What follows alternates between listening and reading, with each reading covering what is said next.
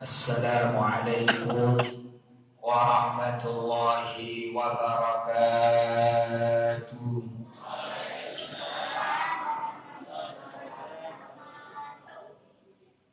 Bismillahirrahmanirrahim. Alhamdulillahilladzi asra bi'abdihi laylan minal masjidil haram ilal masjidil aqsa linuriyahu min ayatihi innahu huwas sami'ul basir.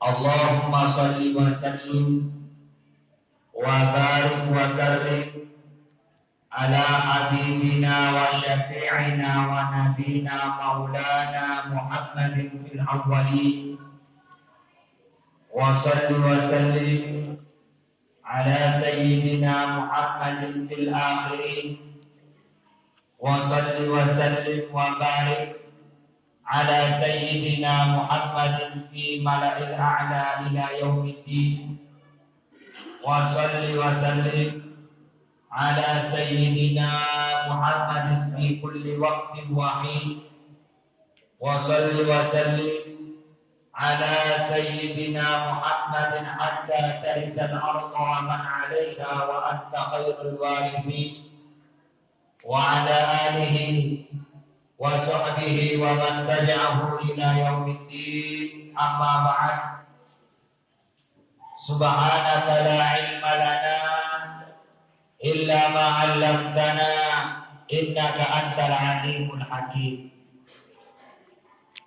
Yang kami muliakan dan kami hormati orang tua kita Al-Habib Habib bin Hasan bin Sahal Jamalul Lail.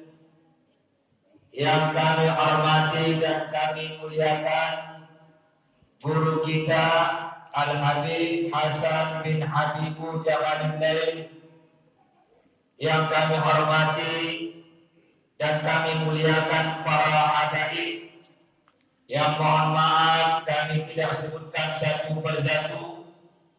Yang kami muliakan para ustaz, hadirin wal hadirat yang dimuliakan oleh Allah Subhanahu wa taala. Sebelumnya kami menyampaikan sebentar ini kalau kami batuk bukan berarti kami positif COVID. Karena sudah positif COVID itu sudah sebelum Ramadan dulu, waktu salat kena COVID. Tapi kami batuk karena sudah 3 hari, ya tidak enak badan. Hadirin yang dirahmati oleh Allah Subhanahu wa taala. Pertama, kita bersyukur kepada Allah atas segala nikmat yang Beliau berikan kepada kita. Terkhusus nikmat yang luar biasa, yang lebih mulia daripada dunia beserta isinya, yaitu diberikannya kita kesempatan meletakkan dahi kita di atas sejadah, sholat isya secara berjamaah, kemudian dilanjutkan dengan i'tikaf sembari memperingati maulid, memperingati Isra Mi'rajnya Nabi Allah Muhammad sallallahu alaihi wasallam. Salawat serta salam kita kirimkan kepada Nabi Allah Muhammad sallallahu alaihi wasallam. Karena salawat ini adalah pembimbing kita yang menunjukkan jalan kita menuju surga. Sebab Rasulullah sallallahu alaihi wasallam bersabda, kata beliau, man nasiya salata alayya, barang siapa yang lupa bersolawat kepadaku, faqad nasiya tariqal jannah, maka sungguh ia lupa jalan menuju surga. Hadirin yang dirahmati oleh Allah Subhanahu wa taala, Isra Mi'raj ini sudah terjadi 14 abad yang lalu. Sudah lama terjadinya dan terus diperbincangkan sampai hari ini. Padahal Isra Mi'raj yang dialami Sallallahu Alaihi Wasallam kurang lebih hanya 3 jam. Tetapi dibicarakan sampai hari ini tidak ada habis-habisnya. Karena kenapa hadirin sekalian? Sebab Isra Mi'raj ini diceritakan dalam Al-Quran, dan Al-Quran tidak akan pernah habis jika diuraikan isinya sampai hari kiamat. Hadirin yang dirahmati oleh Allah Subhanahu wa Ta'ala, kalau kita berbicara Isra Mi'raj panjang sekali, tetapi pada malam yang berbahagia ini, insya Allah kami hanya mengutip sedikit daripada Isra Mi'raj itu. Setidaknya ada 4 poin. 2 poin sebelum Rasulullah Sallallahu Alaihi Wasallam di Isra dan di Mi'rajkan. Yang satunya lagi ketika Rasulullah di Isra Mi'rajkan, dan yang keempat adalah yang berkaitan dengan Isra Mi'raj secara keseluruhan. Yang pertama, hadirin sekalian, Isra Mi'raj ini adalah peristiwa yang spektakuler semenjak bumi diduduki oleh manusia. Karena Isra Mi'raj ini hanya 1 kali terjadi dan tidak akan pernah berulang, sebab Isra dan Mi'raj spesial untuk Nabi Sallallahu Alaihi Wasallam, untuk menunjukkan betapa mulianya Rasulullah Sallallahu Alaihi Wasallam. Karena kita yakini bahwa ketika Rasulullah Isra dan Mi'raj, beliau bertemu dengan Allah Subhanahu wa Ta'ala, dan pertemuan dengan Allah diidam-idamkan oleh para nabi sebelum Nabi Muhammad Sallallahu Alaihi Wasallam. Kita tahu ketika Nabi Adam, ketika Nabi Musa meminta kepada Allah untuk dipertemukan dengan Allah, tetapi Allah menakdirkan Nabi Musa tidak bisa bertemu dengan Allah secara langsung. Bahkan sebagian ulama berpendapat Nabi Ibrahim ketika ia meminta kepada Allah, arini kaifa tuhyil maut, ya Allah, perlihatkan kepadaku bagaimana engkau menghidupkan orang yang mati. Kata sebagian ulama, maksud inti dari Nabi Ibrahim meminta kepada Allah untuk diperlihatkan tata cara Allah menghidupkan orang mati adalah ia ingin melihat Allah secara nyata. Hanya retorika saja Nabi Ibrahim meminta diperlihatkan bagaimana cara menghidupkan orang mati. Hakikatnya Nabi Ibrahim ingin melihat Allah secara nyata. Tetapi apa jawaban Allah? Allah menyuruh kepada Nabi Ibrahim untuk mengambil 4 ekor ayam, 4 ekor burung, dan dari proses itulah Allah memperlihatkan kepada Nabi Ibrahim bagaimana ia menghidupkan makhluk yang telah mati tanpa memperlihatkan zatnya kepada Nabi Ibrahim. Sama dengan Nabi Musa, ketika dia meminta kepada Allah untuk diperlihatkan, Allah menyuruh Nabi Musa untuk melihat gunung. Kalau gunung itu tetap pada tempatnya, maka Nabi Musa diperkenankan untuk melihat zatnya Allah, tetapi gunung tidak mampu menahan cahaya Allah Subhanahu wa Ta'ala. Walhasil Nabi Musa pun tidak melihat Allah. Tetapi Rasulullah Sallallahu Alaihi Wasallam, karena beliau afdalul khalqi, makhluk yang paling mulia, beliau kekasih Allah, bukan beliau yang meminta untuk diperlihatkan zatnya Allah, tetapi Allah yang mengundang Nabi Muhammad alaihi salam. Jelas kita juga ini ingin bertemu dengan Allah, karena guru-guru kita mengajarkan kepada kita bahwa kenikmatan yang ternikmat yaitu melihat Allah Subhanahu wa Ta'ala. Dan kita juga mau seperti itu, mau melihat Allah. Nah, kalau kita ingin melihat Allah, sebaiknya kita belajar dari Isra dan Mi'raj ini. Kita lihat bagaimana Rasulullah diundang oleh Allah. Maka undangan Allah kepada Rasulullah untuk Isra Mi'raj tidak terlepas daripada kejadian yang dialami oleh Rasulullah sebelum beliau diundang oleh Allah. Yang disampaikan oleh para ulama, sebelum Rasulullah diundang oleh Allah untuk bertemu langsung dengan Allah di tempat yang hanya Allah dan Rasulullah bisa menembusnya, di tempat yang hanya Rasulullah bisa menembusnya, peristiwa yang dialami oleh Rasulullah luar biasa.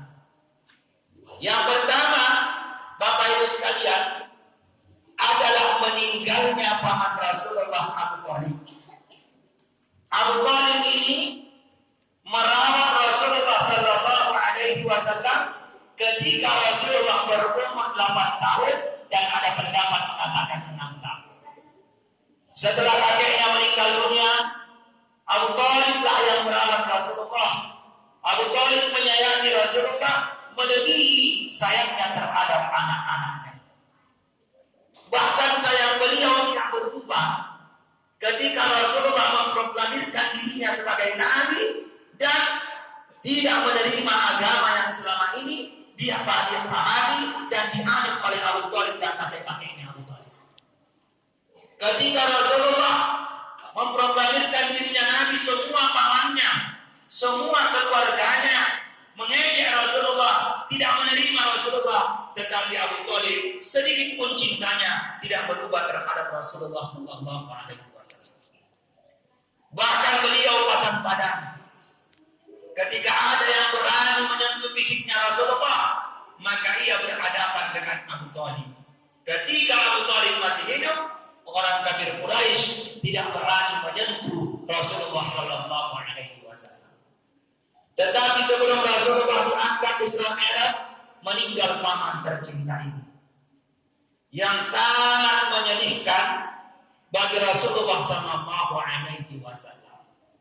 Karena di antaranya ulama menyampaikan bahwa Abu Thalib meninggal dalam keadaan tidak mengucapkan la ilaha illallah.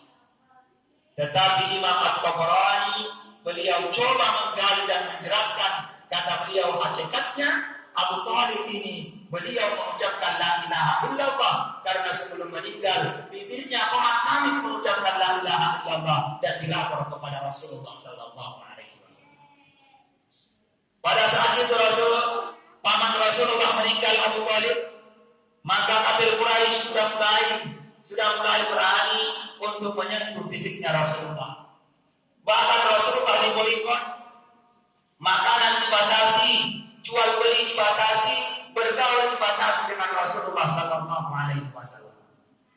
Karena dibatasi makanan dan seterusnya, kejadian berikutnya ialah istri tercinta beliau Khadijah meninggal dunia. Khadijah ini, ibu-ibu sekalian, adalah ibu kita yang luar biasa. Beliau adalah manusia yang pertama kali membenarkan risalah Rasulullah. Beliau wanita kaya raya dari keturunan bangsawan yang dihormati, tetapi habis hartanya demi Rasulullah Sallallahu Alaihi Wasallam. Yang tadinya beliau dihormati, tidak dihormati lagi karena Rasulullah Sallallahu Alaihi Wasallam, dan cintanya kepada Rasulullah sama sekali tidak pernah goyah. Bahkan ketika Rasulullah datang dari berdakwah, Rasulullah capek, Rasulullah dicaci dan dimaki, beliau capek datang ke rumah, beliau berbaring di pangkuan Khadijah. Ketika beliau berbaring di pangkuan Khadijah radhiyallahu anha, beliau tertidur. Ketika beliau tertidur, tiba-tiba tetesan air jatuh membasahi pipi Rasulullah dan beliau bangun. Beliau lihat ternyata air itu jatuh dari matanya istri tercinta beliau. Lalu Rasulullah duduk dan Rasulullah bertanya kepada beliau, "Wahai Khadijah, apa yang membuat engkau menangis? Apa engkau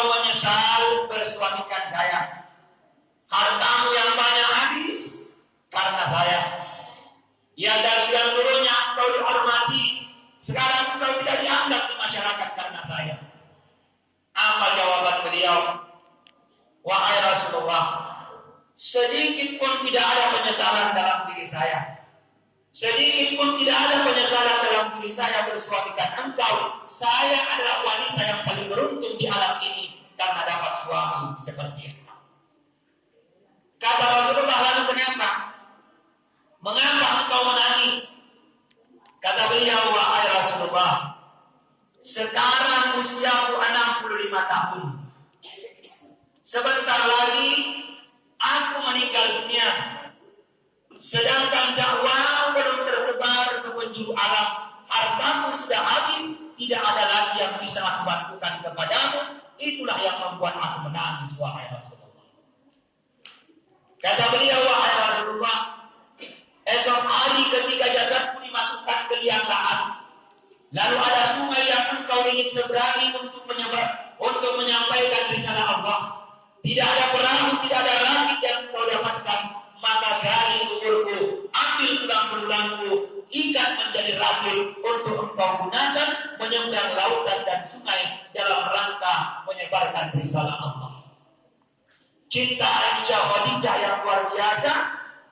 Beliau meninggalkan Rasulullah dan Rasulullah sangat sedih pada saat itu. Itulah yang dikenal dengan Amul Hazni, hari yang sedih. Pelajaran pertama Bapak Ibu sekalian, kalau meninggal keluarga kita, meninggal orang-orang yang kita cintai, kemudian ada rasa sedih dalam hati dakwahnya. Karena Rasulullah saja bersedih ketika ditinggalkan oleh orang-orang yang dicintainya. Tetapi kesedihan Rasulullah tidak membuat imannya sedikit pun goyah terhadap takdir baik dan buruknya Allah. Imannya tetap berada dalam hatinya dan kesabarannya pun tidak bergoyah. Karena kesabarannya inilah dan keimanannya yang tidak goyah ketika Allah mengambil orang-orang yang dicintainya, lalu Allah menghadiahkan beliau dengan diajaknya beliau untuk bertemu dengan Allah, yaitu ketika Isra dan Mi'raj. Jadi Bapak Ibu sekalian, kalau nanti cobaan yang sangat besar, hingga cobaan Allah mengambil orang-orang yang kita cintai, maka tanamkan kesabaran dalam hati kita, perkuat kesabaran kita, jangan goyah keimanan kita. Insya Allah ada sesuatu yang indah yang Allah janjikan kepada kita. Sebagaimana Nabi, karena kesabarannya, beliau diberikan hadiah yang sangat indah, yaitu bertemu dengan Allah pada malam Isra dan Mi'raj. Yang kedua, hadirin sekalian, Rasulullah sebelum Isra dan Mi'raj ada kejadian yang luar biasa, yaitu dibelah dadanya Rasulullah, dikeluarkan hatinya dan dicuci. Menurut para ulama, dalam hidupnya Rasulullah 4 kali dibelah dadanya. Pertama ketika Rasulullah umur 4 tahun dalam asuhan Halimatus Sa'diyah. Ketika beliau umur 4 tahun juga dibelah dadanya. Yang kedua ketika Rasulullah berumur 10 tahun hendak memasuki masa balik, dibelah juga dadanya. Yang ketiga ketika Rasulullah umur 40 tahun sebelum diangkat menjadi Rasul, dibelah dadanya.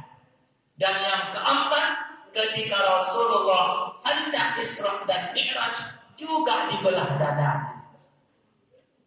Kata sebagian ulama, hikmahnya, kenapa umur 4 tahun, umur 10 tahun, 40 tahun, dan ketika Isra dibelah dadanya Rasulullah. Kata beliau, ini pelajaran bagi kita. Kalau anak tak mau usul kepada Allah, anak tak bisa bertemu dengan Allah, bisa sampai kepada Allah, maka hendaknya dibersihkan hatinya semenjak umur dini, sebelum dia balik bersihkan memangnya hatinya. Bagaimana cara membersihkan hatinya? Berikan dia makanan-makanan yang tidak bersumber dari makanan yang haram. Berikan dia makanan yang jelas halalnya.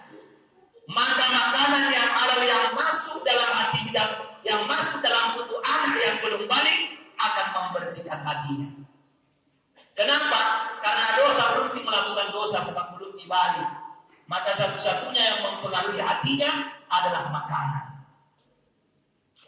Yang kedua, sebelum balik. Jadi sebelum balik anak tak bersihkan memang hatinya. Bagaimana cara membersihkan hati anak sebelum balik? Dia itu ajarkan dia ilmu-ilmu agama yang akan dia pakai menyembah ketika dia balik. Jadi sebelum balik anak tak ajar memang tata cara sholat, ajar memang tata cara puasa, ajarkan tata cara bersuci dan seterusnya yang akan dia gunakan menyembah kepada Allah ketika dia balik. Jadi ketika dia balik, persiapan mentalnya dan fisiknya sudah siap untuk menyembah Allah Subhanahu wa Ta'ala. Ini tugas orang tua. Kemudian setelah balik, ini adalah tugas diri kita masing-masing. Ketika umur 40 tahun. Karena umur 40 tahun, Bapak Ibu sekalian, bersihkan sendiri hati kita. Bukan lagi tanggung jawab orang tua kita. Hati-hati. Alhamdulillah saya belum 40 tahun umur. Ada hadisnya Rasulullah, Bapak Ibu sekalian. Dikutip oleh Imam Al-Ghazali dalam kitab beliau Takhlisus Tasawuf, Mukhtasar Tasawuf fi Tasawuf. Beliau mengutip hadis, "Man jawaza arba'ina", barang siapa yang sudah sampai 40 tahun. Nah ini 40 tahun, alhamdulillah saya belum. Kata beliau, "Man jawaza arba'ina", barang siapa yang sudah sampai 40 tahun umurnya, walam yadrik hasanatu sayyi'at, dan kebaikannya belum mengalahkan keburukannya, faliyasta'id ilan nar, maka siap-siap dia masuk neraka. Jadi kalau umur 40 tahun mati, kelakuan tak masih seperti ABG, masih lebih banyak dunianya daripada akhiratnya, siap-siap nih. Kenapa siap-siap? Karena 40 tahun ini, kalau umurnya umatnya Nabi Muhammad baina sitti wa sab'in, tinggal 20 tahun lagi. 40 tahun sudah habis. Artinya sudah 70% habis umur, tak tinggal 20%. Kalau tidak siap-siap, maka yang 20% ini tidak bisa mengalahkan apa yang telah lalu. Maka umur 40 tahun penting untuk membersihkan diri kita, membersihkan hati kita. Bagaimana caranya membersihkan hati? Ya belajar tata cara membersihkan kotoran-kotoran hati. Bagaimana caranya membersihkan dari kotoran riya, bagaimana dari kotoran sombong, ujub, dengki, su'udwan, namimah, dan seterusnya. Jadi kalau 40 tahun ke atas, banyak-banyak kita tasawufnya untuk membersihkan hati. Nah itu hikmahnya. Dan kenapa ketika hendak Isra Mi'raj dibersihkan lagi? Nah ini dilampangkan oleh sebagian ulama ketika hendak sakaratul maut atau sakit yang akan mengantarkan dia ke kematian, perlu dibersihkan lagi hati. Jadi kalau sakit dibersihkan memang hati kita. Hilangkan dari hati tak dengki sama tetangga. Hilangkan dalam hati tak merasa lebih hebat daripada orang lain. Hilangkan dalam hati tak buruk sangka kepada orang lain kalau sakit. Karena sebentar lagi roh kita akan keluar jasad. Kalau roh kita keluar jasad tidak dalam keadaan suci, maka tidak akan bertemu Allah dalam keadaan nikoh dan binikoh.